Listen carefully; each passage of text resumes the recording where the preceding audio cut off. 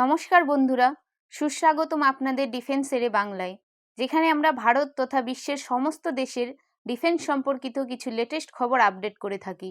চলুন তবে দেখে নেওয়া যাক এই মুহূর্তের কিছু গুরুত্বপূর্ণ ডিফেন্স সম্পর্কিত খবরগুলি। দেশীয় প্রযুক্তিতে তৈরি LCA তেজস যুদ্ধবিমান পেল ভারতীয় বায়ুসেনা। হিন্দুস্তান এরোনটিক্স লিমিটেডের কাছ থেকে এই প্রথম 2 আসনের Tejas light combat trainer aircraft হাতে পেল ভারতীয় বায়ুসেনা। ওজনে যথেষ্ট হালকা, সমস্ত আবহাওয়ার পক্ষে সহনশীল এই যুদ্ধবিমান। এটা মূলত ভারতীয় বায়ুসেনাকে একাধিক দিক থেকে আরও শক্তিশালী করে তুলবে। হিন্দুস্তান এরোনটিক্স লিমিটেডের পক্ষ থেকে জানানো হয়েছে, প্রচলিত ধারণা আর প্রযুক্তির মধ্যে একটা সমন্বয় সাধন করা হয়েছে। ডিজিটাল ব্যবস্থা, উন্নত গ্লাস ককপিট যুক্ত থাকছে এই যুদ্ধবিমানের সঙ্গে।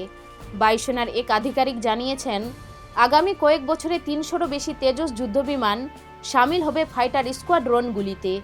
ইতিমধ্যেই 100টি তেজস মার্ক 1-এ সরবরাহের বরাত দেওয়া হয়েছে বলে প্রতিরক্ষা মন্ত্রকের তরফে জানানো হয়েছে।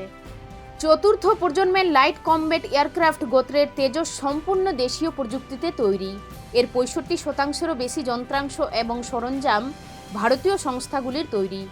ইতিমধ্যেই ভারতীয় নৌবাহিনীর বিমানবাহী জাহাজ INS বিক্রমাদিত্যের সফল উড়ান এবং অবতরণ পরীক্ষা হয়েছে তেজসের। ফলে অদূর ভবিষ্যতে বায়ুসেনার পাশাপাশি ভারতীয় নৌসেনাতেও দেখা যেতে পারে এই যুদ্ধবিমানকে।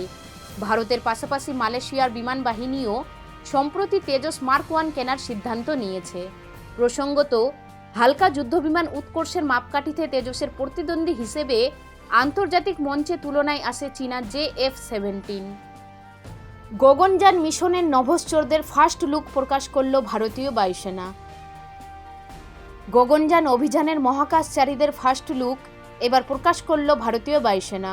তবে সেই মহাকাশচারীদের পরিচয় গোপন রাখা হয়েছে। ইসরোর গগনযান অভিযানের জন্য ইতিমধ্যেই বেছে নেওয়া হয়েছে 4 মহাকাশচারীকে। তাদের প্রশিক্ষণ দেওয়া হচ্ছে। ভারতীয় বায়ুসেনার অধীনে থাকা ইনস্টিটিউট অফ এরোস্পেস মেডিসিন এই মহাকাশচারীদের বেছে নিয়েছে। এদিকে ভারতের গগনযান মিশনে মহাকাশে ঠিক কতজন মহাকাশচারী যাবেন তা এখনও নিশ্চিত করে জানানো হয়নি ইসরোর তরফে। তবে শেষ পর্যন্ত হয়তো 2 বা 3 জনকেই পাঠানো হবে মহাকাশে। ভারত ও আমেরিকার যৌথ অভিযানে মহাকাশে যেতে পারেন ভারতের সেই মহাকাশচারী। জানা গিয়েছে, ভারতীয় বায়ুসেনার 60 জন টেস্ট পাইলটের মধ্যে থেকে গগনযান অভিযানের জন্য মহাকাশচারীদের বেছে নেওয়া হয়েছে। এই পরীক্ষায় লেভেল 1 পার করেছিলেন 12 জন। পরে সেখান থেকে 4 জনকে বেছে নেওয়া হয়েছিল সেই 2019 সালেই। সেই তখন থেকেই তারা রাশিয়ার Gagarin research and test cosmonaut training সেন্টারে প্রশিক্ষণ নিতে শুরু করেন। পরে বেঙ্গালুরুতে হেল বিমানবন্দরের খুব কাছেই একটি পুরনো এয়ারপোর্ট রোডে এই 4 মহাকাশচারীর জন্য বিশেষ প্রশিক্ষণ কেন্দ্র গড়ে তোলা হয়। এদিকে বিভিন্ন প্রশিক্ষণের অংশ হিসেবে দেশের বিভিন্ন জায়গাতেও যেতে হবে এই 4 মহাকাশচারীকে। তবে তাদের প্রথম ঝলক বায়ুসেনার ভিডিওতে দেখা গেলেও পরিচয় এখনও প্রকাশ করা হয়নি। ফের জম্মু ও কাশ্মীরে গুলির লড়াই, সেনার গুলিতে খতম 2 জঙ্গি। ফের গুলির লড়াই উপত্যকায়। জম্মু ও কাশ্মীরের কুলগাম জেলায় নিরাপত্তা রক্ষীদের গুলিতে খতম 2 জঙ্গি। বুধবার কুলগামের কুজ্জোর এলাকায় জেহাদিদের নিকেশ করতে তল্লাশি চালায় কাশ্মীর পুলিশ ও সেনা। যৌথ অভিযানে বড় সাফল্য পেলেন জওয়ানরা। যৌথ বাহিনীর এনকাউন্টারে মৃত্যু হয় 2 জঙ্গির। ইতিমধ্যেই ঘটনাস্থল থেকে জেহাদিদের দেহ উদ্ধার করা হয়েছে। ওই অঞ্চলে এখনও তল্লাশি অভিযান চলছে বলে জানিয়েছে কাশ্মীর পুলিশ। পুলিশের তরফে জানানো হয়েছে, সূত্র মারফত জঙ্গিদের গতিবিধির কথা জানতে পেরে বুধবার ভোর থেকে কুজ্জোর এলাকায় চিরুনি তল্লাশি অভিযান শুরু করা হয়েছিল। সেই সময়ই গুলির লড়াই শুরু হয়। জঙ্গিরা স্বয়ংক্রিয় অস্ত্র থেকে গুলি চালালে জবাব দেয় নিরাপত্তা বাহিনী। সেই সময় নিহত হয় ওই 2 জঙ্গি। নিহত 2 জঙ্গির পরিচয় এখনও জানা যায়নি। তবে অনুমান করা হচ্ছে, তারা পাক অধিকৃত কাশ্মীর থেকে নিয়ন্ত্রণ রেখা পেরিয়ে কাশ্মীর উপত্যকায় অনুপ্রবেশ করেছিল। সেনা সূত্রের খবর, শীতের তুষারপাত শুরু হওয়ার আগে পাক অধিকৃত কাশ্মীরের প্রশিক্ষণ শিবিরগুলি থেকে অনুপ্রবেশের উদ্দেশ্যে বেশ কিছু জঙ্গির জমায়েত ঘটেছে। পাক সেনার গোলাবর্ষণকে ঢাল করে উপত্যকায় ঢুকে সন্ত্রাস ছড়াতে সক্রিয় তারা। শত্রুর ড্রোন বোধে ভারতীয় সেনাবাহিনীর হাতে দ্রোণম ও অ্যামুনিশন। আধুনিক যুদ্ধের স্বরূপ পাল্টে দিয়েছে ড্রোন।